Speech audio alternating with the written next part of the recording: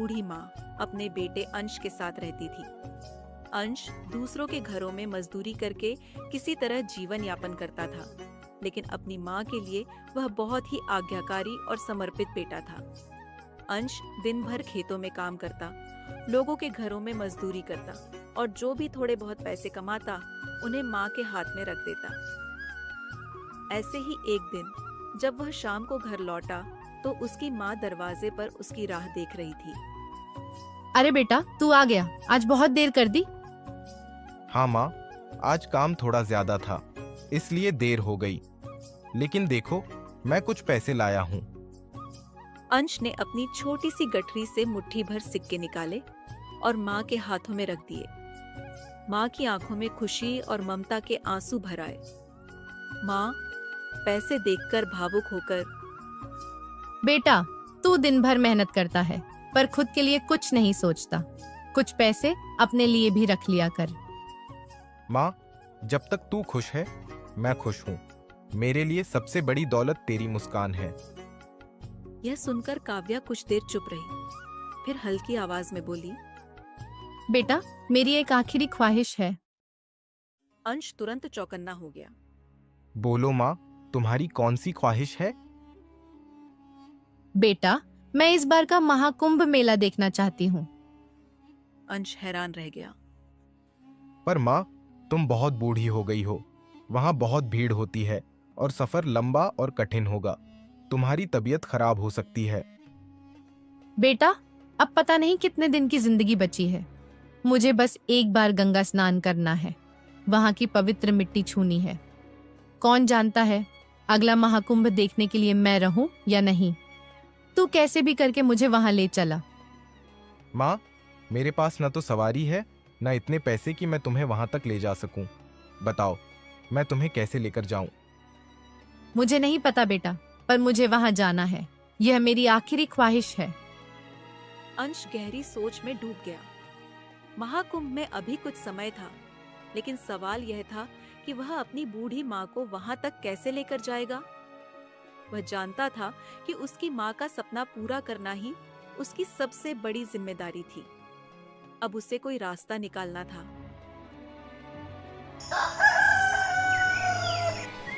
अंश अपने रोजमर्रा के कामों में इतना व्यस्त हो गया कि माँ की आखिरी ख्वाहिश को भूल ही गया।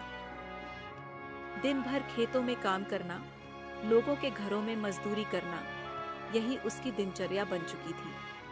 लेकिन एक दिन जब वह किसी के खेत में काम कर रहा था, तभी उसकी माँ काव्या की आवाज आई। बेटा, तुम मुझे महाकुंभ लेकर जाओगे या नहीं? अंश चौंक गया। उसे याद ही नहीं था कि उसने माँ से वादा किया था। उसे अचानक अपनी गलती का एहसास हुआ और उसने तुरंत माँ की ओर देखा। हाँ माँ, क्यों नहीं, मैं तुम्हें जरूर लेकर जाऊंगा। तुम बेफिक्र रहो, तुम्हारी आखिरी ख्वाहिश पूरी होगी। माँ की आंखों में चमक आ गई। उन्होंने बेटे के सिर पर प्यार से हाथ फेरा और भावुक होकर कहा, भगवान ने मुझे बहुत अच्छा बेटा दिया है। काश हर माँ को तुझ जैसा बेटा मिले। माँ के ये शब्द अंश के दिल को छू गए।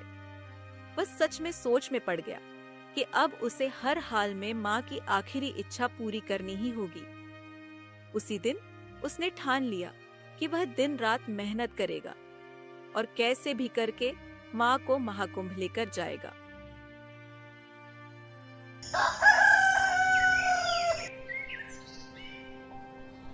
अब वह पहले से भी ज्यादा मेहनत करने लगा। वह खेतों में ज्यादा देर तक काम करता, ज्यादा लोगों के घरों में मजदूरी करता और हर एक पैसा बचाने की कोशिश करता। रात को भी कोई छोटा मोटा काम मिल जाता तो वह उसे भी कर लेता। धीरे धीरे उसके पास कुछ पैसे जमा होने लगे। एक शाम जब वह घर लौटा तो उसने माँ से कहा, माँ, मैंने कुछ पैसे जमा कर लिए हैं, लेकिन एक समस्या है। क्या हुआ बेटा? जो पैसे हैं वे इतने कम हैं कि सिर्फ खाने पीने के काम आ सकते हैं। अगर मैं गाड़ी किराए पर लूंगा तो सारे पैसे खत्म हो जाएंगे। फिर हम वहां रहेंगे कहाँ और खाएंगे क्या? माँ ने एक गहरी सांस ली और कहा, बेटा, मैं क्या कहूँ, बस इतना जानती हूँ कि मुझे जाना है। कौन जाने मैं कल रहूं या ना रहूं। अंश ने माँ के चेहरे पर मायूसी देखी और तुरंत बोला, अरे माँ, ऐसा मत कहो, मैं कुछ करता हूँ। उसकी आंखों में संकल्प झलक रहा था। वह तुरंत घर से बाहर निकला और सोचने लगा कि माँ को कैसे लेकर जाए। चलते चलते अचानक उसके दिमाग में एक उपाय आया। क्यों ना लकड़ी का एक ठेला बनाया जाए, माँ को उस पर बिठाकर आसानी से ले जाया जा सकता है। यह विचार आते ही वह खुशी से उछल पड़ा। वह बिना समय गंवाए जंगल की ओर निकल पड़ा और वहां से बहुत सारी मजबूत लकड़ियां इकट्ठी कर ली। बड़ी मेहनत से लकड़ियों का गट्ठर बनाकर वह उन्हें घर तक ले आया। जब माँ ने उसे इतनी सारी लकड़ियां लाते देखा तो वह हैरान रह गई। बेटा, ये लकड़ियां क्यों लाए हो? इनका क्या काम?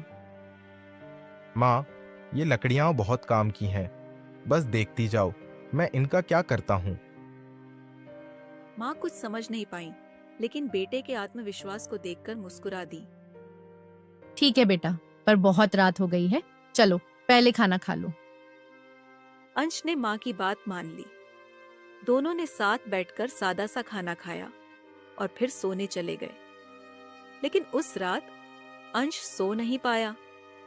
उसके मन में सिर्फ एक ही बात चल रही थी, मुझे माँ की आखिरी इच्छा पूरी करनी है, चाहे कुछ भी हो जाए।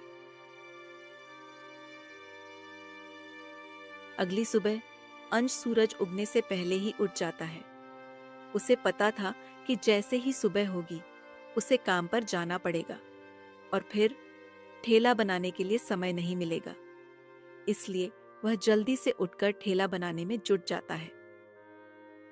अब उसकी दिनचर्या कुछ ऐसी हो गई थी, सुबह जल्दी उठकर ठेला बनाना, फिर दिन भर खेतों में काम करना और रात को थककर घर लौटना। यह सिलसिला कई दिनों तक चलता रहा। एक दिन माँ काव्या ने उसे इस तरह मेहनत करते देखा तो उनका दिल भर आया। बेटा, इतनी भी मेहनत मत कर, थोड़ा आराम कर ले, खुद को इतना कष्ट क्यों दे रहा है? नहीं माँ, मुझे आपकी ख्वाहिश पूरी करनी है। जब तक तुम्हें महाकुंभ नहीं ले जाता, चैन नहीं आएगा। हाँ मेरे प्यारे बेटे, लेकिन खुद का भी ख्याल रख। पहले खाना खा, थोड़ा आराम कर, फिर काम करना। वैसे बता तो सही, इन लकड़ियों से क्या बना रहा है? अंश ने काम रोककर माँ की ओर देखा और कहा, माँ, हमारे पास महाकुंभ तक जाने का कोई साधन नहीं है और किराए के लिए भी पैसे नहीं हैं। इसलिए मैं लकड़ी का ठेला बना रहा हूं ताकि तुम्हें आराम से उस पर बिठाकर ले जा सकूं। माँ यह सुनकर फफक कर रो पड़ी। उनकी आंखों में खुशी और भावुकता के आंसू थे। बेटा, तू मेरी एक छोटी सी ख्वाहिश पूरी करने के लिए इतनी मेहनत कर रहा है। भगवान हर माँ को तुझ जैसा बेटा दे। अंश माँ को रोते देख घबरा गया और उनके पास जाकर बोला, अरे माँ, आप क्यों रो रही हो? बताइए ना, क्या हुआ? कुछ नहीं बेटा, बस तेरी ममता देखकर दिल भर आया। अंश के लिए यह शब्द दुनिया की सबसे बड़ी दौलत से भी ज्यादा कीमती थे। उसे लगा मानो उसने पूरी दुनिया जीत ली हो। धीरे धीरे यह खबर पूरे गांव में फैल गई कि अंश अपनी माँ की आखिरी ख्वाहिश पूरी करने के लिए दिन रात मेहनत कर रहा है। गांव के लोग उसके इस समर्पण को देखकर दंग रह गए। कुछ लोग अंश के पास आए और बोले, अंश भाई, आपको हमारी कोई भी मदद चाहिए हो तो बताइए, हम सब मिलकर आपकी मदद करेंगे। भाई, यह मेरा फर्ज है, मैं इसे खुद पूरा करना चाहता हूं, लेकिन अगर कभी मुझे सच में जरूरत पड़ी तो मैं आप लोगों से जरूर मदद मांगूंगा। गांव वाले उसकी लगन देखकर भावुक हो गए और उसकी पीठ थपथपाकर चले गए। आखिरकार मेहनत रंग लाई। कई दिनों की मेहनत के बाद वह दिन आ ही गया जब अंश ने ठेला बना लिया। वह ठेले को गौर से देखता रहा और फिर मुस्कुराकर माँ की ओर मुड़ा। देखो माँ, ठेला तैयार हो गया। अब तुम महाकुंभ की तैयारी शुरू कर दो, मैं तुम्हें जरूर वहां लेकर जाऊंगा। माँ की आंखों में चमक आ गई। उन्होंने ठेले को छुआ और खुशी से भरकर बोली, बेटा, तूने मेरे लिए इतना कुछ किया। अब मैं सच में महाकुंभ जाने के लिए तैयार हूँ। अंश की मेहनत सफल हो गई थी, लेकिन असली सफर तो अब शुरू होना था। अंश की मेहनत रंग लाई थी। ठेला तैयार था, माँ की आंखों में सपनों की चमक थी, और अब बस सफर शुरू करना बाकी था। माँ ने खुशी खुशी अपनी छोटी सी गठरी तैयार की, जिसमें 2 जोड़ी कपड़े, कुछ सूखा अनाज और पानी का एक मिट्टी का घड़ा था। अंश, तूने अपनी माँ के लिए जो किया वैसा हर कोई नहीं कर सकता। हम भी तेरी मदद करना चाहते हैं। कोई खाने के लिए रोटियां और सूखा अनाज ले आया, तो किसी ने पानी के घड़े भर दिए। कुछ गांव वालों ने पैसे भी दिए, ताकि रास्ते में कोई परेशानी न हो। बेटा, यह कुछ पैसे रख ले, सफर लंबा है, तुझे जरूरत पड़ सकती है। बेटा, भगवान तुम्हारी मेहनत सफल करे। माँ की सेवा से बढ़कर कोई पुण्य नहीं होता। बस आप सब दुआ करें कि हम सही सलामत महाकुंभ पहुंच जाएं। अंश पहले संकोच कर रहा था, लेकिन गांव वालों के स्नेह को देखकर उसने हाथ जोड़कर धन्यवाद किया और मदद स्वीकार कर ली। अब उनके पास खाने पीने का सामान और थोड़े पैसे भी हो गए थे, जिससे यात्रा थोड़ी आसान हो गई। गांव वालों की दुआओं और सहयोग के साथ अंश ने माँ को ठेले पर बैठाया और महाकुंभ की ओर चल पड़ा, आंखों में माँ की आखिरी ख्वाहिश पूरी करने का संकल्प लिए। सड़क कच्ची थी और रास्ता लंबा। अंश ने ठेले को कंधे से पकड़कर खींचना शुरू किया। पहला दिन ठीक ठाक बीता, लेकिन दूसरे दिन जब दोपहर की तेज धूप पड़ने लगी तो अंश को पसीना पसीना कर दिया। उसके पैर दुखने लगे, लेकिन उसने एक बार भी रुकने की नहीं सोची। माँ बीच बीच में उसे रोकने की कोशिश करती। बेटा, थोड़ा आराम कर ले, इतनी धूप में खुद को मत थका। माँ, जब तुम्हारी ख्वाहिश पूरी हो जाएगी तब मैं चैन से आराम करूंगा। रास्ते में कई तरह की कठिनाइयां आईं। कभी रास्ता उबड़ खाबड़ हो जाता, तो कभी कोई नाला पार करना पड़ता। एक बार ठेले का पहिया दलदल में फंस गया। अंश ने अपनी पूरी ताकत लगा दी, लेकिन ठेला हिल तक नहीं रहा था। माँ घबराई हुई थी। बेटा, छोड़ दे, शायद ये सफर हमारे नसीब में नहीं है। लेकिन अंश ने हार नहीं मानी। तभी वहां से एक बैलगाड़ी वाला गुजर रहा था। उसने अंश को संघर्ष करते देखा और रुक गया। अरे भाई, क्या कर रहे हो? अकेले ये ठेला नहीं निकाल पाओगे। वह उतरकर आया और अंश की मदद करने लगा। कुछ देर की मेहनत के बाद ठेला बाहर आ गया। अब भैया, आपने हमारी बहुत मदद की। भगवान आपको खुश रखे। अरे नहीं रे, तू अपनी माँ के लिए इतना कर रहा है। मेरी थोड़ी सी मदद भी अगर तुझे मंजिल तक पहुंचा सके तो मेरा भी जीवन सफल हो जाएगा। तीसरे दिन का सफर और कठिन था। चलते चलते शाम हो गई, लेकिन दूर दूर तक कोई गांव या ठहरने की जगह नहीं दिख रही थी। माँ भी थक गई थी और अंश भी। रात के अंधेरे में वे एक पेड़ के नीचे रुक गए। माँ ने गठरी से सूखा अनाज निकाला और कहा, बेटा, तूने बहुत मेहनत की, अब थोड़ा खा ले। लेकिन अंश ने देखा कि माँ के हिस्से का खाना बहुत कम बचा था। उसने अपना हिस्सा माँ को देते हुए कहा, माँ, तुम खाओ, मुझे भूख नहीं है। माँ ने प्यार से बेटे को देखा और समझ गई कि वह झूठ बोल रहा है। उन्होंने थोड़ा थोड़ा दोनों में बांट लिया।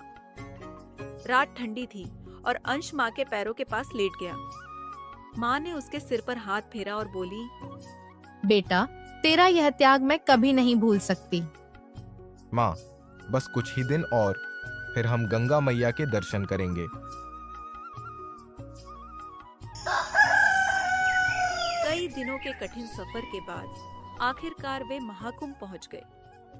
सामने विशाल जनसागर था।